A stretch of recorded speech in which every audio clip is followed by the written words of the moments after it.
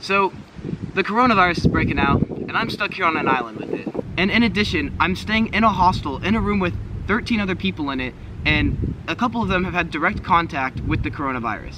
So if you would have told me a couple weeks ago that I'd be in this situation, I wouldn't have believed you for a second. You know, as this whole coronavirus thing has blown up, gotten bigger, you know, been in the news and all that, I've kind of like discounted it a lot, haven't really taken it too seriously. I don't know, I never really thought it would impact my life, and I could not have been more wrong. So I flew from New Zealand to Tasmania, and I checked into my hostel. And right as I get in, you know, you talk to people, get to meet them, and everyone's talking about the coronavirus. Every group of people are all talking about it, and people are like panicking. People are talking about their parents like offering to pay to fly them home. One person had a flight booked to go home that then got canceled, and one person had been in contact with someone that had the coronavirus. So if you don't know, I'm currently in Hobart, which is in Tasmania, which is just south of Australia. It's part of Australia. It's just south of mainland Australia. And just like most places in the world by now, the coronavirus has struck here too. And the first known person here to get it went around a little bit before they found out that they had coronavirus. They went to a bar, they went to like grocery shopping, I think.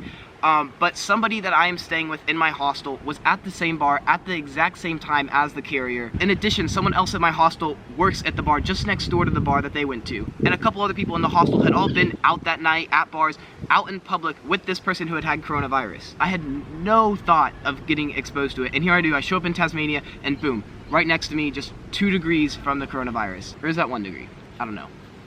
Anyways, why I'm talking about this is because this, like, if I got coronavirus, if people in a hostel, as you know, I travel and stay in hostels like most of my life right now.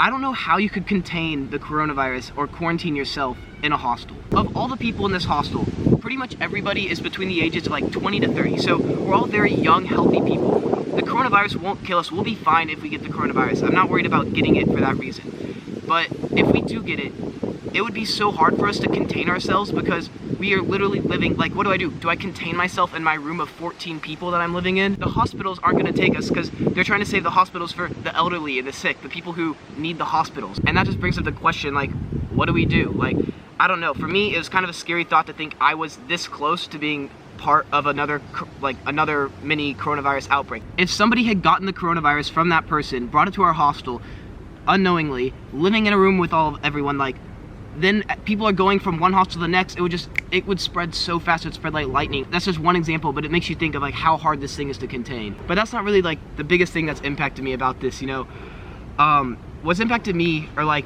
not me, but really like made me feel emotional about this, is all the people I know who've been so deeply affected by this. So for one, this should be my last year in college. I graduated in 3 years, so I'm out and traveling right now, but all my best friends, like, they're all still in college, and my best friends are the guys on the Illinois men's gymnastics team, and those guys, my class, like the seniors, this is their last year, this is their last season. One of my best friends, Michael Paradise, is like one of the best in the country on pommels, had a very legitimate shot at getting the NCAA championship, and that's something that he's not even going to get a chance at now. The missed opportunity for athletes sucks, because, like, you know, there's a lot of things you can do anytime in your life, but something you really only get that one shot at, or a couple shots at, is, you know, sports. You're only in your prime for so long. I could go on and on, but there's so many NCAA athletes and people that I know who are posting on their Instagram like, it sucks, like, my career's being cut short. I love gymnastics, I love my sport, I've given everything to it, and it's sad to see it go. And, like, you know, it's something that has to be done, but I feel so bad for them. Like, maybe it's just because I can, like, really closely relate to them, and they're like my best friends that are suffering from that. But God, I thought I had to make this video to share with you how close I got with the coronavirus, because I thought that was kind of crazy. My best wishes go out, you know, to everyone who's been impacted by the coronavirus, which is pretty much everyone at this point, especially to those people who've contracted it or have family members who've contracted it. You know, get healthy. I don't really know what I'm saying at this point, so I'll see y'all later. New video to come next week. Peace, y'all.